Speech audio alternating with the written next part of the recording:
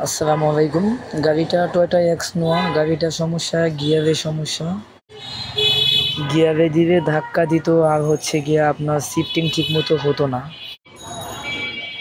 গাড়িটা এক জায়গায় দেখানো হয়েছে, সেখান থেকে বলেছে গিয়ারে প্রবলেম, গিয়ার চেঞ্জ করতে হবে। আমি সেটাকে চেক করে দেখলাম আসলে গিয়ার বক্সের সমস্যা না, ওয়্যারিংয়ের সমস্যা। সব সব কিছু চেক করে দেখলাম গিয়ার বক্সের মেইন যেই সকেটটা আছে ওইটা প্রচুর পরিমাণ ময়লা, পিনগুলো জাম হয়ে গেছে, কার্বন পয়লা দেখতেই পাচ্ছেন আপনারা। ময়লা থাকার কারণে মূলত সোলোনাইট সুইচগুলো ঠিকমতো কাজ করতো না, যার কারণে শিফটিংয়ে প্রবলেম হইতো, ধাক্কা দিত। আমরা এখন পিনগুলো ওয়াশ করে দেব, ইনশাল্লাহ ঠিক হয়ে যাবে। আমি আসলে কথা বলায় অতটা স্মার্ট না, তাও চেষ্টা করি একটু ভালো মতো গুছিয়ে বলার জন্য। আপনারা আমার জন্য দোয়া করবেন, আর যেন এমন নতুন নতুন ভিডিও নিয়ে